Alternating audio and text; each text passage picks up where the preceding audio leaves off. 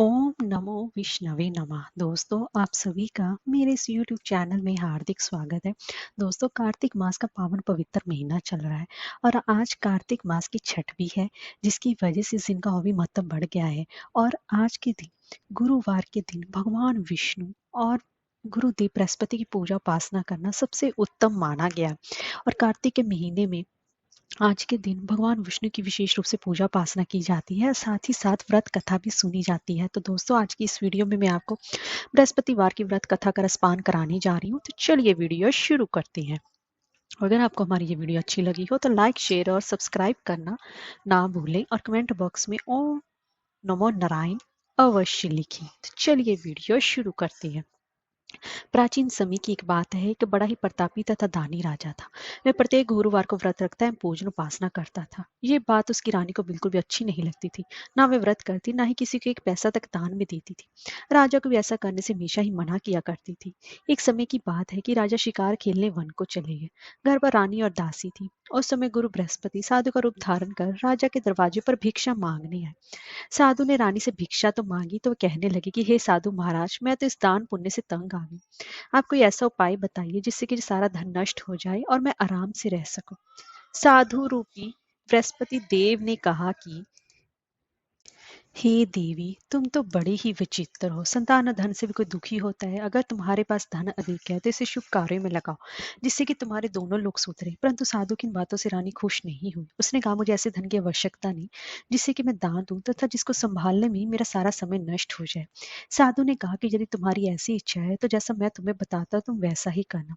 बृहस्पतिवार के दिन तुम घर को गोबर से लीपना, अपने केशों को पीली मिट्टी से धोना, केशों को धोते समय स्नान करना, राजा से हजामत बनाने को कहना, भोजन में मांस मदिरा खाना, कपड़ा धोबी के यहाँ धुलने डालना। इस प्रकार 7 बृहस्पतिवार करने से तुम्हारा समस्त धन नष्ट हो जाएगा। इतना कहकर साधु बने बृहस्पति देव अंतर ध्यान हो गए।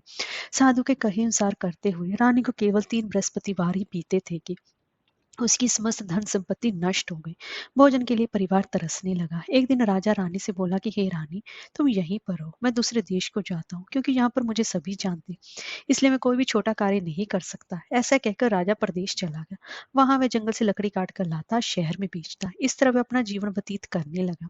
इधर राजा के बिना रानी और दासी दुखी रहने लगी। एक समय जब रानी और दासियों को 7 दिन बिना भोजन के रहना पड़ा तो रानी ने अपनी दासी से कहा कि हे दासी, यहाँ पास ही के नगर में मेरी बहन रहती है। वह बड़ी ही धनवान है, तो उसके पास जा कुछ लेकर आ ताकि थोड़ी बहुत गुजर बसर हो जाए। दासी रानी की बहन के पास गई। उस दिन बृहस्पतिवार था। रानी की बहन उस समय बृहस्पतिवार की कथा सुन रही थी। दासी ने रानी की बहन को अपना रानी का संदेश दिया, लेकिन रानी की बहन ने कोई भी उत्तर नहीं दिया। जब दासी को रानी की बहन से कोई उत्तर नहीं मिला तो बहुत ही ज्यादा दुखी हुई और उसे क्रोध भी आया। दासी ने वापस आकर रानी को सारी बात बता दी। सुनकर रानी ने अपने भाग्य को कोसा। उधर रानी की बहन ने सोचा कि मेरी बहन की दासी आई थी, परंतु मैं उससे नहीं बोली, इससे वो बहुत ज्यादा दुखी हुई होगी। कथा सुनकर पूजन समाप्त कर वह अपनी बहन के घर गई और कहने लगी कि हे बहन, मैं बृहस्पतिवार का व्रत कर रही थी, तुम्हारी दासी गई थी, परंतु जब तक कथा होती तब तक ना ही तो उठती है ना ही बोलती है, इसलिए मैं नहीं बोली। कहो दासी क्यों गई थी? रानी बोली कि बहन, हमारे घर अनाज नहीं था। ऐसा कहते कहते रानी की आंखें भर आई। उसने दासियों समेत भूखा रहने की बात भी अपनी बहन को बता दी। रानी की बहन बोली कि बहन देखो, बृहस्पति देव भगवान सबकी मनोकामना पूर्ण करते हैं। देखो, शायद तुम्हारे घर में अनाज रखा हो। यह सुनकर दासी घर के अंदर गई तो वहां से एक घड़ा अनाज का भरा मिल गया। उसे बड़ी ही हैरानी हुई कि उसने एक एक बर्तन देख लिया था। उसने बाहर आकर रानी को बताया। दासी रानी से कहने लगी कि हे रानी, जब हमको भोजन नहीं मिलता तो हम व्रत ही तो करते हैं, इसलिए क्यों ना इसे व्रत और कथा की विधि पूछ ली जाए, हम भी व्रत किया करेंगे। दासी के कहने पर रानी ने अपनी बहन से बृहस्पतिवार के व्रत के बारे में पूछा। उसकी बहन ने बताया कि बृहस्पतिवार के व्रत में चने की दाल और मुनक्का से विष्णु भगवान का केले की जड़ में पूजन करे तथा दीपक जलाएं, पीला भोजन करे तथा कथा सुने। इससे गुरु भगवान प्रसन्न होते हैं, मनोकामना पूर्ण करते हैं। व्रत और पूजन की विधि बताकर रानी की बहन अपने घर लौट आई। रानी और दासी दोनों निश्चय किया कि बृहस्पति देव भगवान का पूजन जरूर करेंगे।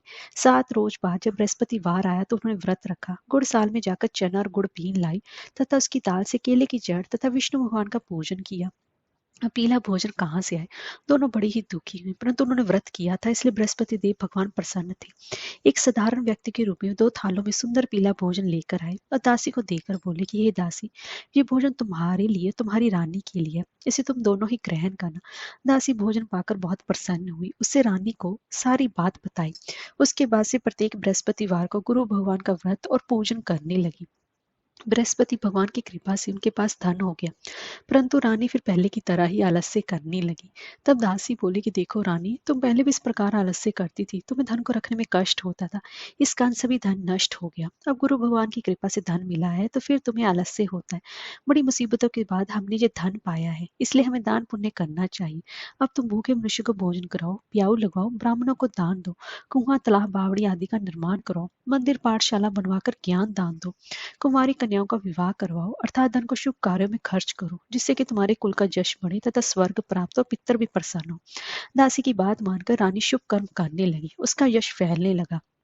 एक दिन रानी और दासी आपस में विचार करने लगी कि ना जाने राजा किस दशा में होंगे, उनकी कोई खोज खबर भी नहीं है। उन्होंने श्रद्धा पूर्वक गुरु बृहस्पति भगवान से प्रार्थना की, राजा जहाँ कहीं भी हो शीघ्र ही वापस आ जाए। उधर राजा प्रदेश में बहुत दुखी रहने लगा। मैं प्रतिदिन जंगल से लकड़ी बीन कर लाता और उसे शहर में बेचकर अपने दुखी जीवन को बड़ी ही कठिनता से व्यतीत करता। एक दिन दुखी हो अपनी पुरानी बातों को याद करके वह रोने लगा और उदास हो गया। उसी समय राजा के पास बृहस्पति देव साधु के वेश में आकर बोले कि हे लकड़हारे, तुम इस सुनसान जंगल में किस चिंता में बैठे हो, मुझे बताओ। ये सुनकर राजा के नेत्रों में जल भर आया। साधु की वंदना कर राजा ने अपनी संपूर्ण कहानी सुना दी। महात्मा दयालु होते हैं, वे राजा से बोले कि हे राजा, तुम्हारी पत्नी ने बृहस्पति देव के प्रति अपराध किया था, जिसके कारण तुम्हारी ये दशा हुई। अब तुम चिंता मत करो, भगवान तुम्हें पहले से अधिक धन देंगे। देखो तुम्हारी पत्नी ने बृहस्पतिवार का व्रत प्रारंभ कर दिया है, अब तुम भी बृहस्पतिवार का व्रत करके चने की दाल व गुड़ जल के लोटे में डालकर केले का पूजन करो, फिर कथा कहो या सुनो, भगवान तुम्हारी सभी कामनाओं को पूर्ण करेंगे। साधु की बात सुनकर राजा बोला कि हे प्रभु, लकड़ी बेचकर तो इतना पैसा भी नहीं बचता जिससे कि भोजन के उपरांत मैं कुछ बचा सकूं।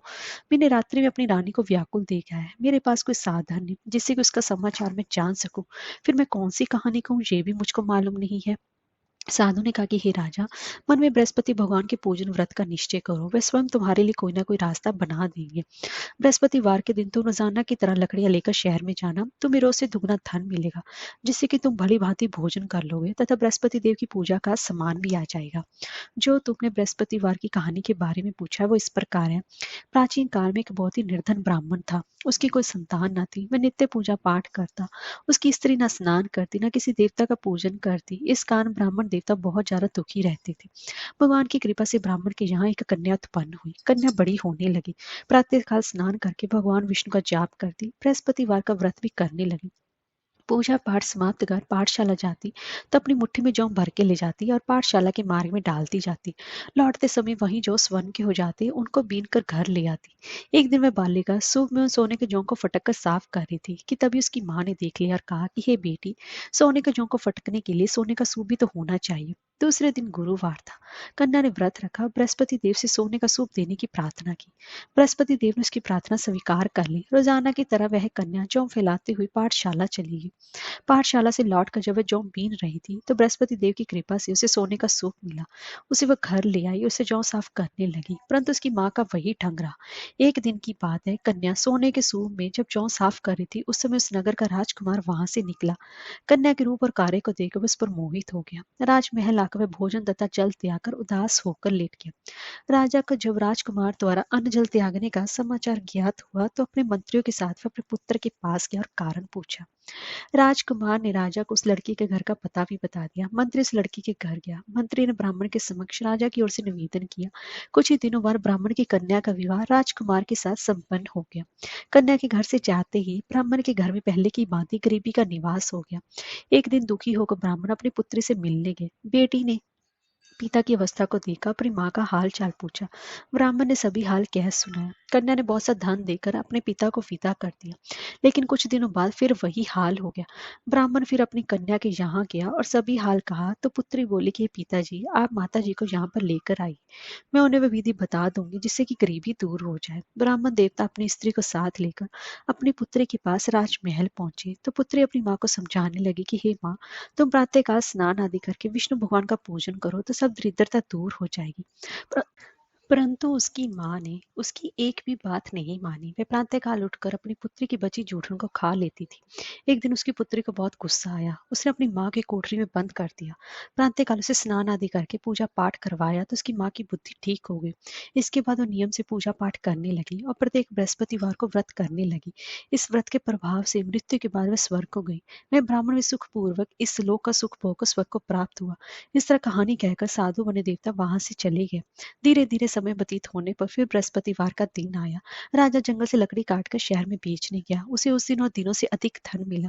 राजा ने चना गुड़ आदि लाकर बृहस्पतिवार का व्रत किया। उस दिन के उसके सभी क्लेश दूर हुए। परंतु जब अगले गुरुवार का दिन आया तो वह बृहस्पतिवार का व्रत करना भूल गया। इस कारण बृहस्पति भगवान नाराज हो गए। उस दिन उस नगर के राजा ने विशाल यज्ञ का आयोजन किया था तथा अपने समस्त राज्य में घोषणा करवा दी थी कि सभी जहाँ मेरे यहाँ भोजन करने हैं। किसी के घर चूल्हा न जले। इस आज्ञा का जो न मानेगा उसको फांसी दे दी जाएगी। राजा की आज्ञा अनुसार राज्य के सभी वासी राजा के भोज में सम्मिलित हुए। लेकिन लकड़हारा कुछ देर से पहुंचा, इसलिए राजा उसको अपने साथ महल में ले गए। जब राजा लकड़हारे को भोजन करा रहे थे तो रानी की दृष्टि उस खूंटी पर पड़ी जिस पर कि उसका हार लटका हुआ था। उसे हार खूंटी पर लटका दिखाई नहीं दिया। रानी को निश्चय हो गया कि मेरा हार इस लकड़हारे ने चुरा लिया है। उसी समय सैनिक बुलवाकर उसको जेल में डलवा दिया। लकड़हारा जेल में विचार करने लगा कि ना जाने कौन से पूर्व जन्म के कर्म से मुझे ये दुख प्राप्त हुआ है। और जंगल में मिले साधु को वह याद करने लगा। तत्काल ही बृहस्पति देव साधु के रूप में प्रकट हो गए और कहने लगे कि अरे मूर्ख, तूने बृहस्पति देवता की कथा नहीं की, उसी कारण तुझे ये दुख प्राप्त हुआ है। अब चिंता मत कर, बृहस्पतिवार के दिन जेल खाने के दरवाजे पर तुझे 4 पैसे पड़े मिलेंगे। उनसे तो बृहस्पतिवार की पूजा करना तो तेरे सभी कष्ट दूर हो जाएंगे। अगले बृहस्पतिवार उसे जेल के द्वार पर 4 पैसे मिले। राजा ने पूजा का सामान मंगवाकर कथा कही और प्रसाद भी बांटा। उसी रात्रि में बृहस्पति देव ने उसे नगर के राजा को स्वप्न में कहा कि हे राजा, तूने जिसे जेल में बंद किया है उसे कल छोड़ देना, वह निर्दोष है।